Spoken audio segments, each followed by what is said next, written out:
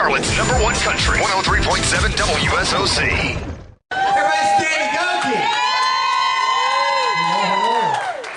All right, so last time we talked with you, it was right when all of this was about to start for you. And since then, we've put out a CD, we've had a hit record, we're on another single, and if you could sum up in just a few words, how has your life drastically changed in the last year? Man, you know, how many different areas has it changed in almost every single area? It's funny, I tweeted this morning on my Twitter account that life has come full circle because the first CD that I ever bought was Tim McGraw's when I was 13 years old. And now I'm opening a show for Tim McGraw. And did you tell him that? And you tell him how old you were now so that he would appreciate it? I think it's almost like a backhanded compliment if you say that. Hey, I was 13 when I first bought your music. And I'm 30 right now. I just turned 30. Oh, so see, he loved that. Yeah, he think that's great.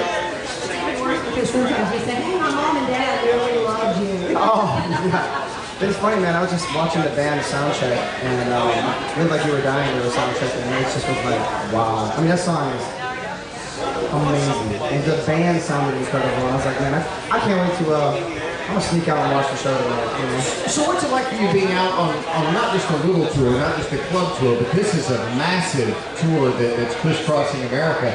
What are some things you're picking up from Tim McGraw and Love Theft or Gokey and Love or whoever else is on this show from time to time? How to entertain people. You know, when I came on American Idol in the first place, and then went to become, you know, and to record my album, and I didn't know how to do that. You know, I've always was growing up in church, singing church music, and I don't know. And that's one part of the area that I've really perfected. That's one of the biggest compliments they give me is that, wow, you really know how to put on a show and entertain the crowd and really interact with the crowd. And that's something that you pick up watching every other entertainment. I love taking notes and studying because, man, I want to be the best I can be. So, just something specific if you can. Someone's going to come to the show and see you. What is it that you do that makes you entertaining? Dude, not be sweats. I know. Yeah, I just took a shower too now. I'm just sweating profusely out here. A lot of dancing and a lot of the crowd singing. I get a lot of the crowd singing some of the songs. But I do a lot of moving. And Simon Cowell would probably be so angry because he always didn't like the way I moved around. But I've been practicing. So, I mean, I don't know. I guess you have to watch to see.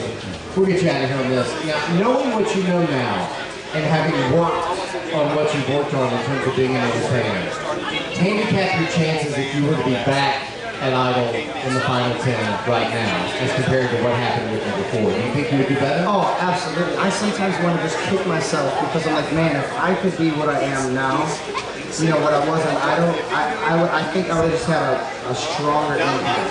Although I did, I took third place. Well, yeah, I mean, you know, I think I could have.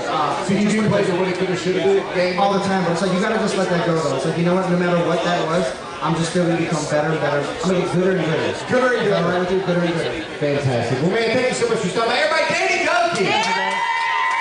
That's the right one. Brian, Steven, and Eric. Love Theft are with us. Okay, now, I saw the entourage of the Gunderson family here sort of parading through a minute ago. They're here. What I want to know is, how many relatives have come out of the woodwork for this concert that you never knew you had, with requests for tickets, backstage passes, vials of Tim McGraw's sweat? It hasn't been too bad here. Actually, we were in New Jersey last week, and people walked up to me and said, hey, we're almost your relatives. What? Now, see, normally you get that here in the South. I guess our family, my dad was born in New Jersey. Yeah. His like step uncle, brother-in-law's cousin's nephew. Hey,